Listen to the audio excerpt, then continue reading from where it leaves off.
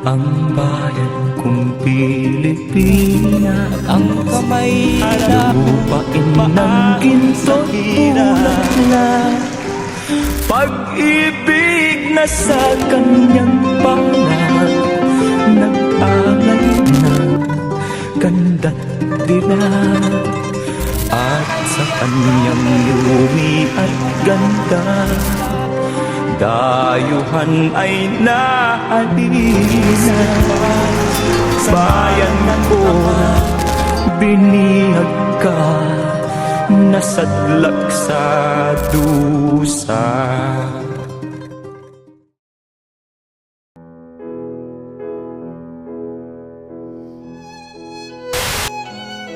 Dalawa lang po yan, siguro hindi na natin kailangan pag-isipan.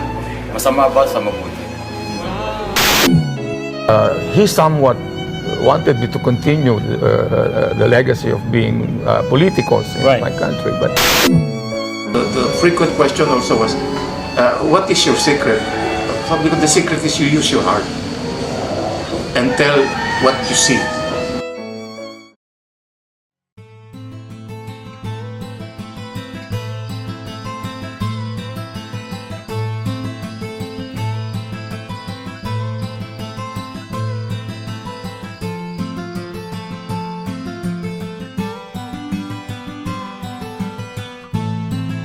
Our team was granted the opportunity to feature and interview one of the pioneering musician singer-songwriters of OPM, Freddie Aguilar. This is how it went.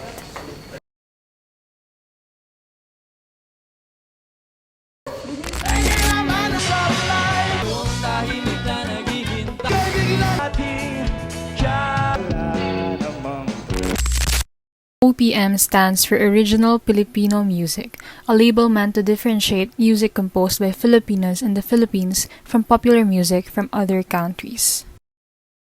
OPM is usually sung in Philippine native languages, most often Tagalog, but with Western music conventions and style. Filipino music during the colonial period under Spain and the United States created mass appeal through the adoption of Western music trends that, however, had local content, themes, and performance to produce a unique popular music culture. OPM is important for Filipino music because it represents a continuing tradition in the Philippines.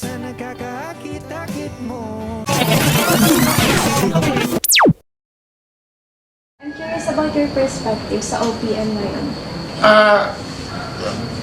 I think wala yung salitang regional Filipino music eh.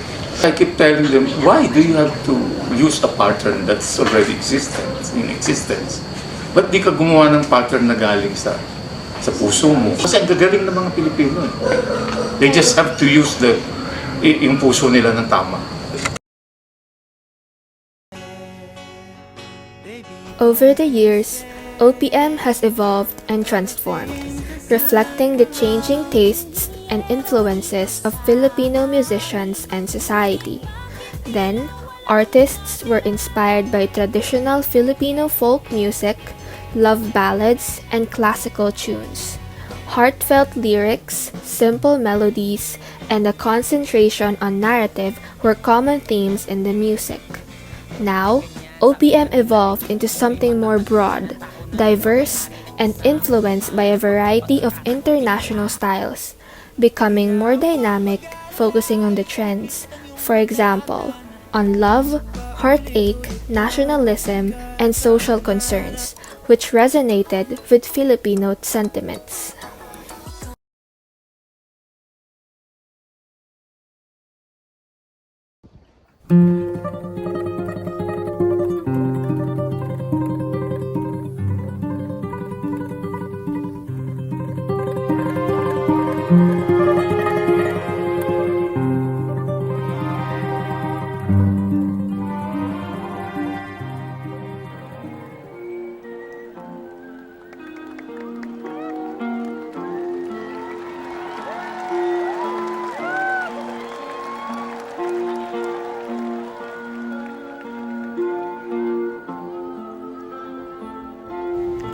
His career as a musician did not just satisfy and appeal to the people, rather, Freddie Aguilar advocated for change and expressed his views through his songs. His song Bayan Ko became the anthem of the opposition against the regime of Ferdinand Marcos during the People Power Revolution in 1986. Ang Pilipino may disiplina kung gusto nila. Yun naman, pwede. Kaya lang kailangan nila ng leader.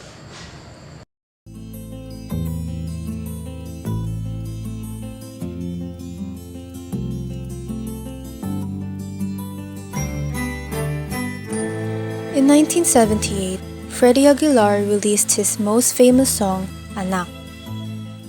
The song in particular broke Philippine record charts in 1979 and was the highest-selling record in Philippine music history until 2003. That's when they realized na meron palang intellectual property ang mga Asian. Kasi before the Anak, ang ginagawa ng buong Asia, gaya lang ng gaya. We copy their Western song, that we put Japanese lyrics into it or Filipino lyrics into it. Yun ang nangyayari before Anak. Pero nung lumabas yung Anak, baliktad sila ngayon yung gumaya, sila yung nag-translate sa language nila. So it really contributed, not only contributed, but it opened the door to all the composers. Mumukod tangi na recognition that I got is from America kasi bihira maggawad ang Amerika sa foreigner ng award. I was given the Golden Reel Award, yung malaking. 필리핀 수상자는 프레디 아길라 축하드립니다.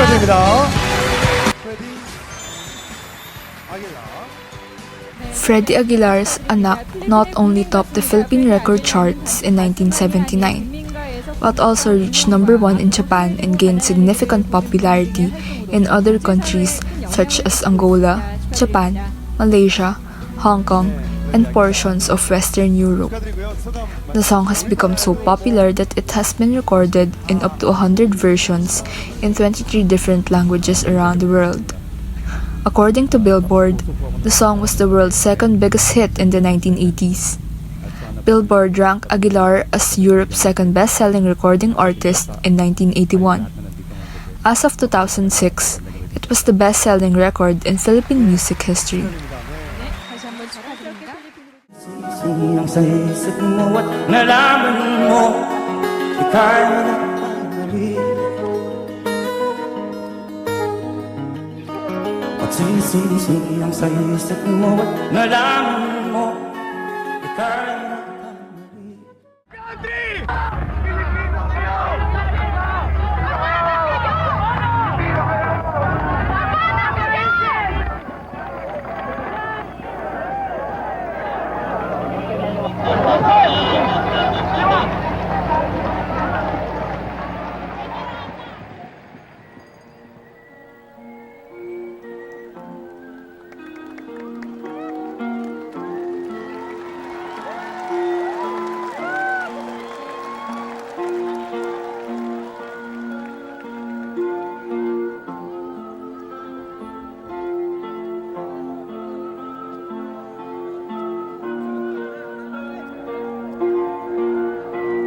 Even before his rendition of Bayan Ko, Aguilar wrote and performed songs against societal injustices.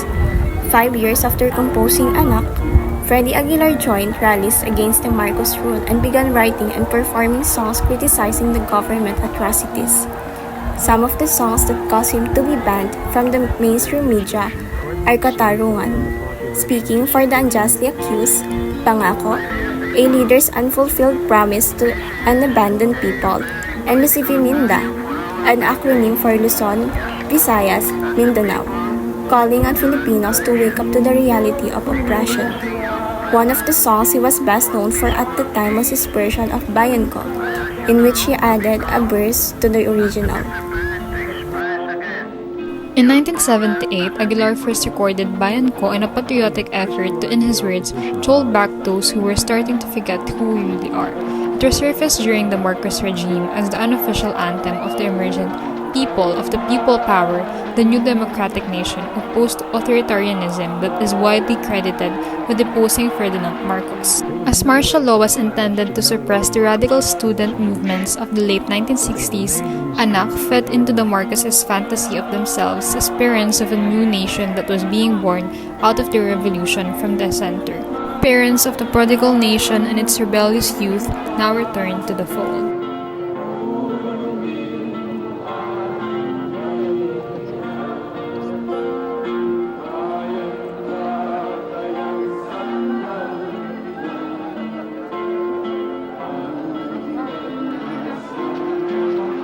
Yung boses ng mga naapi, kahit saan ka pumunta nun, intro pa lang nung song, nakaganon na yung mga tao. Kahit sa hotel, kahit saan, sa grocery, narinig yan, gumagano yung mga tao.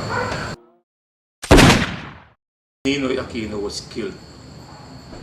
And instead of promoting my song Magdalena, na hit song na sa buong mundo, pumunta lang ako doon ng isang buwan, bumalik na ako dito. My feeling is we all have to die sometime. If it's my fate to die by an assassin's bullet, so be it.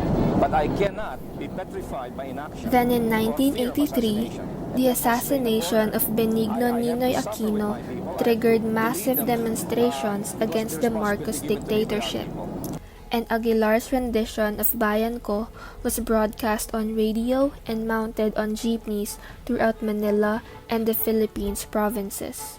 Freddie Aguilar thought that Senator Aquino was a man of action who even devoted his life for the liberation of the Philippines, and he sang Bayan Ko during the senator's funeral.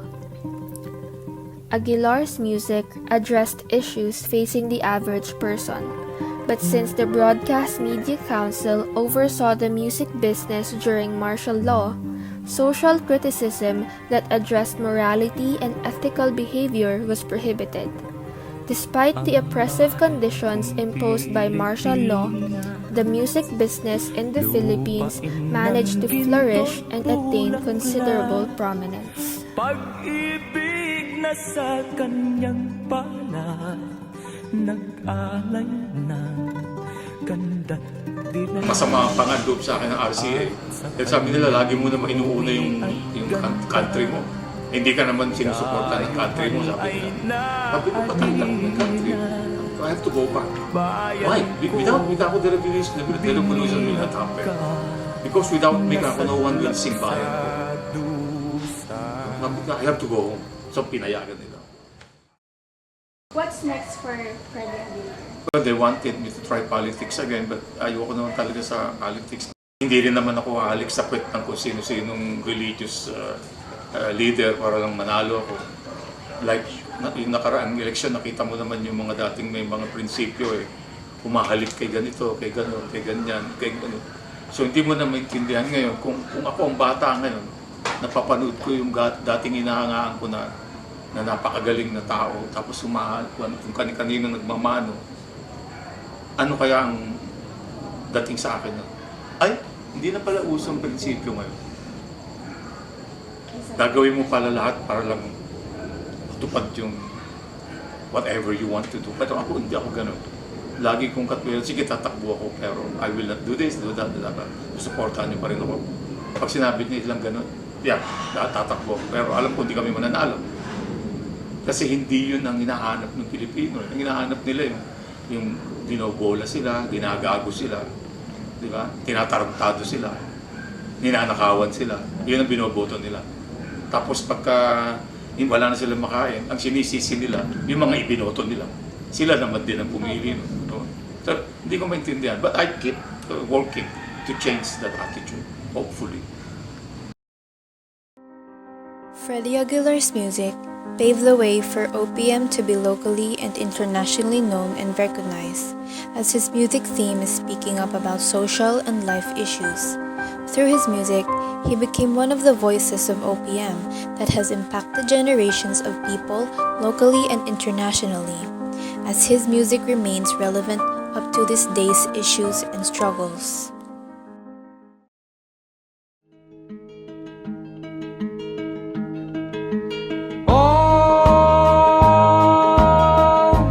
Ang buhay nga naman ng tao